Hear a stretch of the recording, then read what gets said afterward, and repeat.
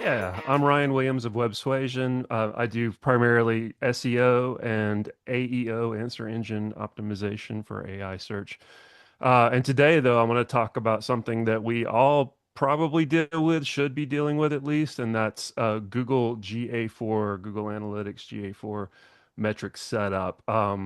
So a lot of people a lot of marketing agencies use GA4 specifically for pay-per-click campaigns, and that's kind of like the limit of it. But there are a lot of other things that we can use that to verify, like our social media strategies, our organic SEO content, and trying to figure out where to best spend our budget. But a lot of times that's installed, and I'll go in and I'll look at the settings, and they're using the default Google settings, which you would think would be the best, generally.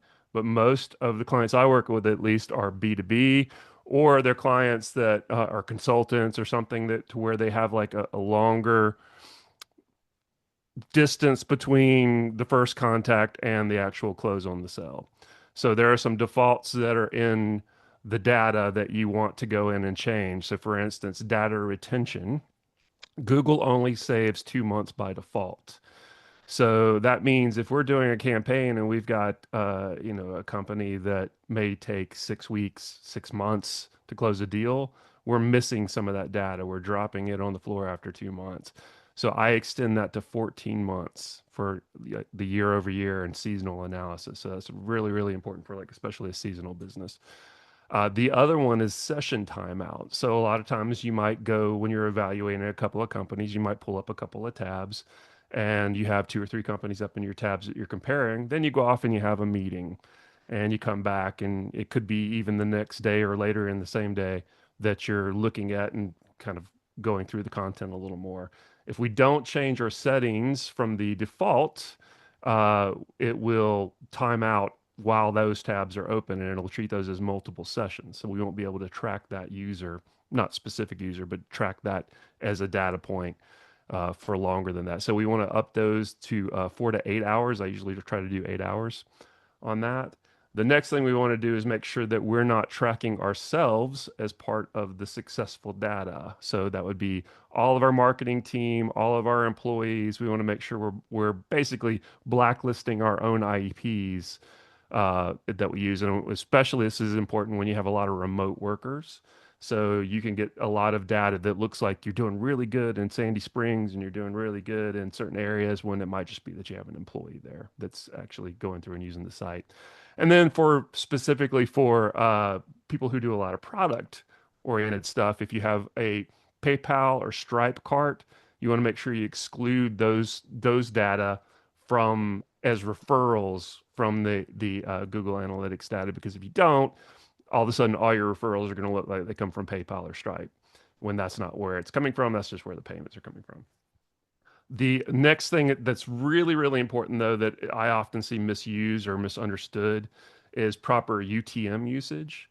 So UTM is all the gobbledygook you see after a URL that has, the UTM source, the UTM medium, and then preferably your UTM campaign so that you can track back to specifically what worked.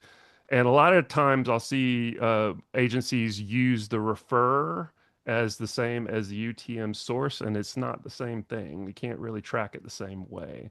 So we want to make sure that we have like a really good system for tracking our campaigns, and that we're putting UTMs for the source, the medium, which would be like Facebook or Yelp or Google Business Manager, or I mean Google Business Profile, or any of that kind of stuff in our links, so that when it links back, we can track that data accurately. And if we're doing campaigns, like we're doing a 6 week campaign, make sure that we're tagging it with that campaign. And that goes for like LinkedIn post, any of your social media stuff. That goes for your profiles. That goes for, like even if you do like a link tree, which everybody probably should do a link tree from their social media accounts that talks about the most recent things that you're hitting on that you want to funnel people down into.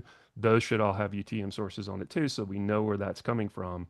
And that's going to make the data much more rich and interesting to use. You're going to end up with less things in the direct, which a lot of people think that's people typing in their website when really it's just a junk drawer for Google Analytics. So If we can get better data from that, we can learn more about, like Cordelia was saying, learn more about what the customer wants from that data.